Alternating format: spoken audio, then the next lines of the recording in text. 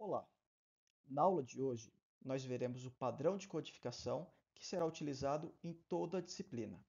Um padrão de codificação nada mais é do que um conjunto de regras que são utilizadas nos códigos escritos para facilitar a organização e leitura. Então, durante todo esse nosso curso aqui, vocês devem seguir, sempre que escreverem um código, o padrão de codificação definido nesses slides. O nosso padrão de codificação definido aqui, ele é composto por 10 regras que estão listadas aqui abaixo e serão discutidas em detalhes nos próximos slides. Nos primeiros slides eu trago um caso que aconteceu em 1996, que foi a explosão do foguete Ariane 5, o foguete europeu Ariane 5. Esse foguete ele explodiu 40 segundos após o lançamento, causando uma perda de 500 milhões de dólares. Felizmente, nenhuma vida foi perdida nesse acidente. Então foi feita uma investigação para descobrir o porquê ocorreu o acidente, a explosão desse foguete. Então vários especialistas de vários países foram convidados para essa investigação.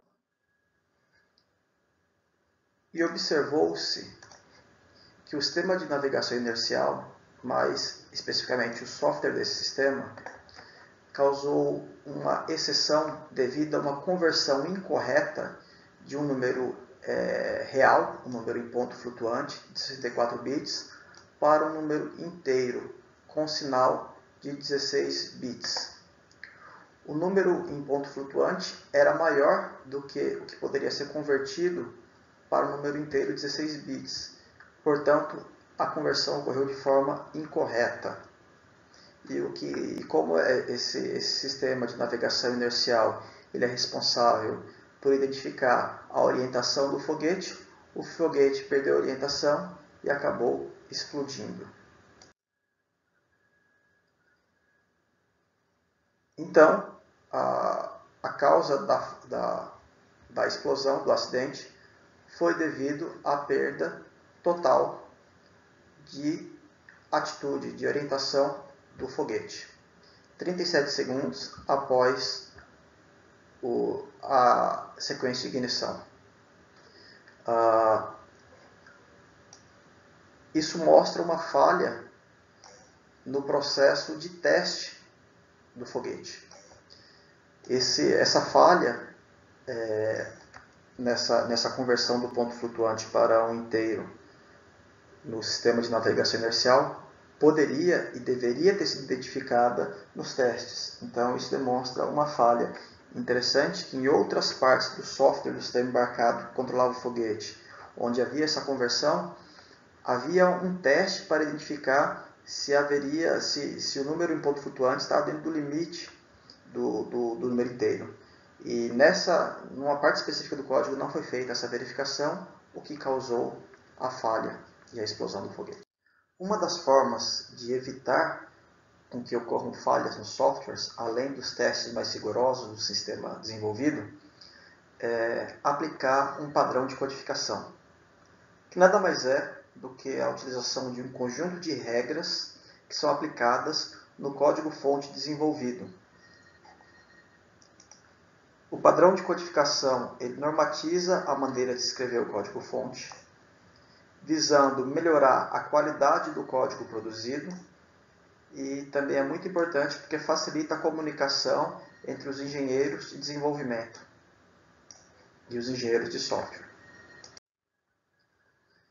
Em nossa disciplina, Projeto de Sistemas Embarcados, nós utilizaremos 10 regras num padrão de codificação. A regra 1 define como são os nomes dos arquivos. A regra 2, o cabeçalho dos arquivos, fontes. A regra 3, o conteúdo dos arquivos com extensão .c. A regra 4, o conteúdo dos arquivos com extensão .h. A regra 5, define como devem ser feitos comentários nos códigos.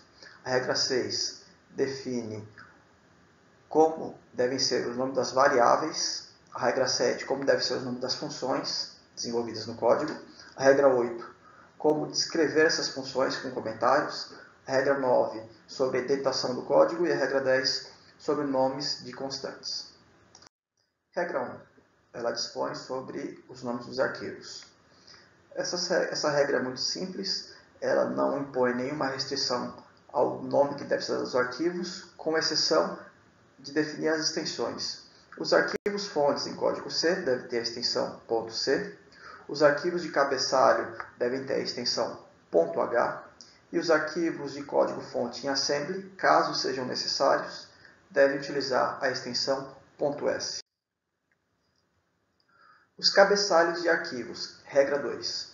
Todos os arquivos, tanto os .c quanto .h quanto os em assembly .s, deverão ser iniciados por um bloco de comentário contendo o nome do arquivo, uma breve descrição da funcionalidade do arquivo, o nome do autor ou dos autores, a data de criação e a data da última revisão, certo? Esse cabeçalho pode ser em português ou em inglês, como vocês preferirem. Aqui abaixo, no exemplo, é apresentado um cabeçalho de um arquivo .c. Regra número 3. Conteúdo dos arquivos .c. Os arquivos .c devem ser escritos respeitando a seguinte ordem de seções. Primeiramente, deve ser colocado o bloco de comentário, descrito na regra 2. Em seguida, devem ser incluídos os arquivos de cabeçalho, os arquivos .h, os includes. Em seguida, devem ter os defines e os typedefs, as definições de tipos do usuário. Em seguida, declaração de variáveis globais ou de externs, variáveis globais externas ao arquivo fonte que você está usando.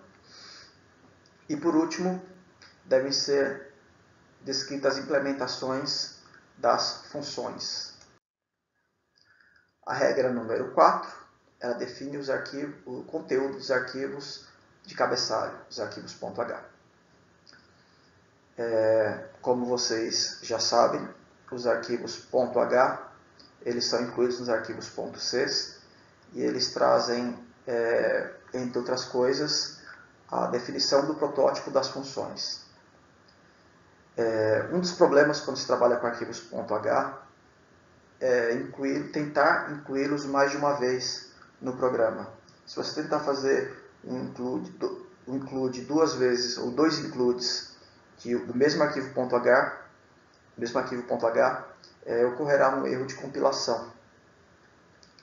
Então, para evitar isso, é utilizado essa diretiva de pré-compilação, o if and def e os defines, dando um nome para o arquivo .h, certo? Definindo esse arquivo .h, e sim uma segunda, e aqui no interior, entre essa linha aqui 2 e a linha 4, é colocado o conteúdo do arquivo .h. Se em algum outro momento, algum outro arquivo .c tentar incluir um arquivo .h que já foi incluído, certo? Esse primeiro if and def será falso e não será feita a inclusão do código entre esse define e esse end if. A regra número 5, ela define os comentários. É uma regra muito simples, ela apenas estabelece que você deve colocar no código-fonte os comentários relevantes para que seja possível entender o que foi feito. Isso é muito importante para vocês. Peço que vocês usem exaustivamente comentários nos programas de vocês para que facilite a interpretação. Isso será levado em conta na avaliação do projeto. Portanto, deixem claro, através de comentários, o que cada parte do projeto de vocês faz. Isso é muito importante em projetos feitos em grupo, para que um outro programador consiga entender o que foi feito por outra pessoa. Regra número 6, nome das variáveis.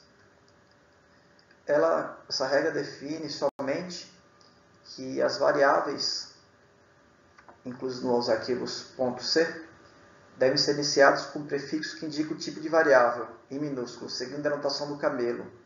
A notação do camelo você colocar se uma variável composta por várias palavras, não deve ter espaços, nem underline essas palavras, as palavras devem estar juntas, mas a primeira letra de cada palavra deve ser grafada em maiúsculo e as demais em minúsculo, certo? E essa regra também define se a variável do tipo assign int, eu devo colocar o i minúsculo no início o nome da variável, seguido o nome da variável que quiser, utiliza a notação de camelo, ou seja, pitch, primeira letra o P maiúsculo, e gain aqui também junto com o G em maiúsculo. Então, para cada um dos tipos aqui da linguagem C, char, unsigned char, int, unsigned int, long int, seja lá quais tipos você utilizar, você deve colocar um prefixo que nada mais é do que a primeira letra aqui, ou as primeiras letras dos tipos. Nome das funções, regra número 7. Essa regra é bastante similar à regra número 6, que define como deve ser feito o nome das variáveis. Então ela define basicamente que você deve utilizar também a notação do camelo para descrever o nome das funções. E no começo, na descrição da função, ela deve começar por um verbo, como pode ser visto aqui no exemplo, certo? É muito comum utilizar o verbo get para se obter alguma informação de alguma função. Geralmente as funções get têm algum retorno. Função set para configurar alguma coisa. Não necessariamente ela tem um retorno, mas geralmente ela tem parâmetros enviados na função. E a função compute, que pode ser utilizado, por exemplo, um outro nome qualquer, como computar, que vai fazer algum cálculo e nesse caso não está claro aqui se vai ou não ter algum retorno. Regra número 8. Descrição de métodos e funções. Essa regra determina que todas as funções devem ser precedidas de um comentário, de um cabeçalho, que é um comentário, de comentário, descrevendo algumas informações, como nome da função, uma breve descrição da função, os parâmetros de entrada, se houverem, no caso aqui, o parâmetro de entrada é esse parâmetro aqui, e os parâmetros de saída, caso hajam, como nesse caso aqui não tenha um retorno, o parâmetro é void. A regra número 9, ela define o padrão de indentação do código que vocês vão escrever. Essa regra define que serão utilizados para a indentação 2 espaços entre um nível e um nível mais interno, certo? Foi definido aqui 2 espaços porque a ferramenta que gera parte do código automaticamente, a CubeMX da STM, ela gera código com indentação de 2 espaços. Então vamos seguir o mesmo padrão.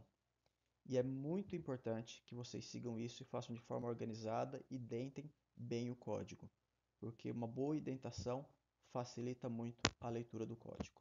Então lembre-se, utilize sempre indentação de 2 espaços entre um nível e o nível mais interno. Por fim, a regra 10 define que constantes definidas devem ser gravadas completamente em letra maiúscula. Isso é muito importante para que quando essas constantes forem utilizadas no código, seja fácil identificá-las como constantes. E aqui tem uma sugestão de codificação. Isso aqui não é uma regra, mas é muito recomendado que utilize. Isso vai facilitar a vida de vocês. Um erro muito comum em programação em linguagem C é quando se faz um teste condicional de igualdade, colocar só um igual no lugar de 2 iguais. Então isso seria um igual, vocês sabem que em linguagem C é um comando de atribuição. E não dá erro de compilação, só que o código não funciona como esperado, porque não é feita uma comparação. Então, para evitar esse erro, eu recomendo que vocês, quando forem fazer uma comparação de igualdade de uma constante com a variável, colocar a constante do lado esquerdo e a variável do lado direito. Pois, se nesse caso vocês se confundirem e colocarem somente um igual, ocorrerá um erro de compilação que será facilmente identificado por vocês. Então, todas essas 10 regras apresentadas anteriormente no nosso padrão de codificação devem ser rigorosamente aplicadas no projeto de vocês. Qualquer descumprimento de aplicação dessas regras, ou aplicação errada, ou aplicação deficiente, causará desconto na nota de vocês do projeto. Então é isso. Agradeço a atenção de todos e desejo bons estudos.